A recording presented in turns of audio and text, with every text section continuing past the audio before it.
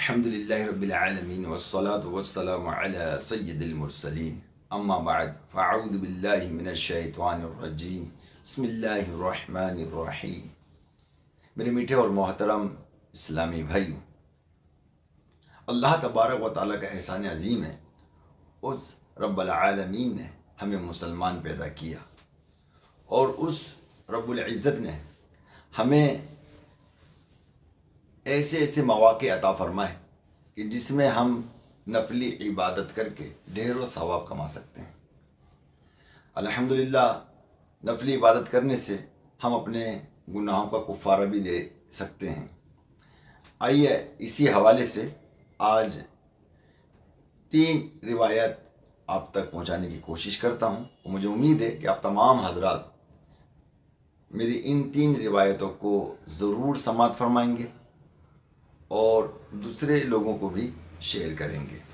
میرے میٹھے محترم اسلامی بھائیوں، حضرت سیدنا ابو قتادہ رضی اللہ تعالیٰ عنہ فرماتے ہیں، سید المبلغین رحمت للعالمین صلی اللہ تعالیٰ علیہ وآلہ وسلم نے سے عرفہ یعنی 9 ذوالحجہ کے دن کے بارے میں سوال کیا گیا تو آپ صلی اللہ تعالیٰ علیہ وسلم نے فرمایا، یہ روزہ اگلے پچھلے ایک سال کے گناہوں کو مٹاتا ہے۔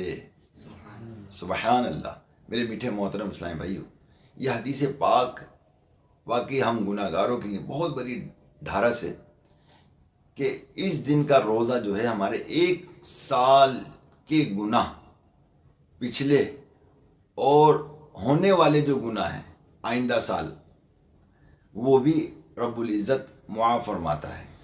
جبکہ ایک روایت میں ہے کہ مجھے اللہ عز و جل سے امید ہے کہ عرفہ کا روزہ اگلے اور پچھلے ایک سال کے گناہوں کو مٹاتا ہے۔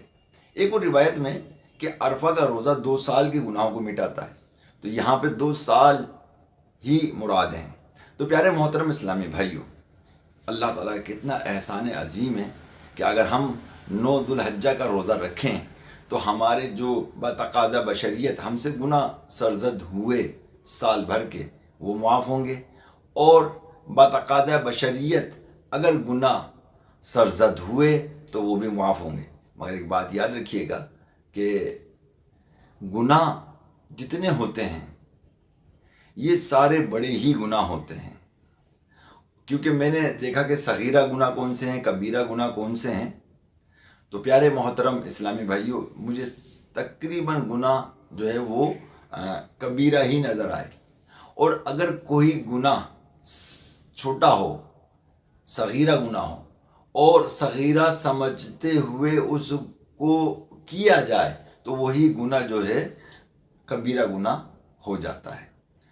اب اس کا مطلب یہ نہیں کہ اب ہم گناہ کرتے رہیں، تو یہ تو کوئی بات نہیں ہوئی کہ اس طرح کریں گے تو پھر گناہوں کی جو نحوست ہے نا وہ پھر آ لگے گی، اور جب یہ آ لگے گی ہم کو تو پھر ہوگا یہی کہ پیارے محترم اسلام بھائیوں، توبہ کی توفیق دینے والی ذات رب العزت کی ذات ہے، اگر وہی توبہ کی توفیق ہم سے چھین لے گی تو پھر ہم توبہ بھی نہ کر سکیں گے۔ تو بہرحال یہ وقت بہت اچھا ہے، بہت ہی پیارا وقت ہے۔ 9 ذوالحجہ کا روزہ رکھیے، اپنے اگلے اور پچھلے گناہوں کو اللہ کی بارگاہ میں معاف کروائیے۔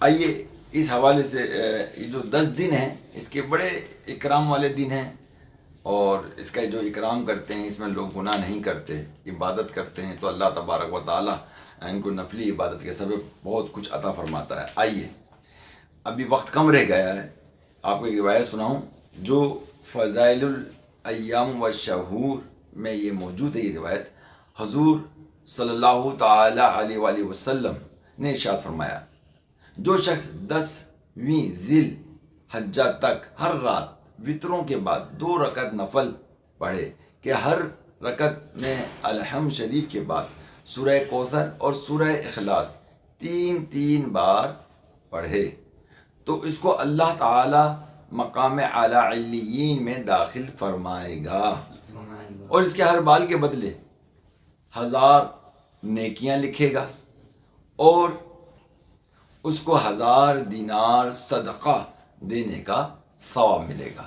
تو پیارے اور محترم اسلامی بھائیوں، یہ وقت اب بہت تیزی سے جا رہا ہے، جتنا موقع ملے اس میں یہ نوافل ادا کر لیجئے اور نیت کر لیجئے کہ انشاءاللہ زندگی رہی تو آئندہ سال ان 10 دنوں میں یہ 2 نفل جو ہے اسی انداز میں ادا کریں گے انشاءاللہ عز و جل۔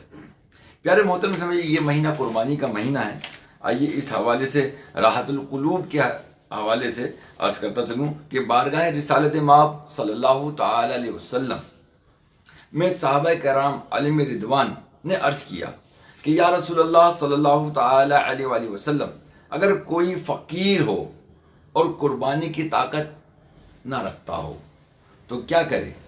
تو حبیب خدا صلی اللہ تعالی علیہ وآلہ وسلم نے فرمایا کہ وہ عید کی نماز کے بعد گھر میں 2 رکعت نفل پڑھے، ہر رکعت میں الحمد شریف کے بعد سورہ کوثر 3 مرتبہ پڑھے تو اللہ جل شانہ اس کو اونٹ کی قربانی کا ثواب عطا فرمائے گا۔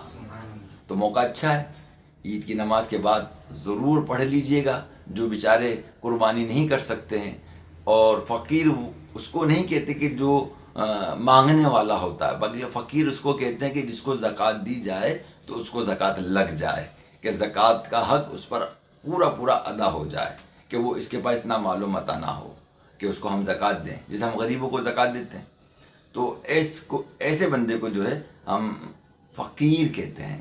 تو پیارے محترم اسلام بھائیوں، مجھے امید ہے کہ آپ کو یہ تینوں روایتیں بہت پسند آئی ہوں گی۔ اللہ تبارک و تعالیٰ آپ کو اور مجھ کو اس پر عمل کرنے کی توفیق رفیق عطا فرمائے، آمین بجاہ نبی الامین صلی اللہ تعالی علیہ وآلہ وسلم۔ ہمارا چینل امت کا بھلا یوٹیوب کو سبسکرائب کیجئے اور ہمیشہ ہم سے جڑ کے رہیے۔ انشاءاللہ ایسی اچھی باتیں اب آپ کو ملتی رہیں گی۔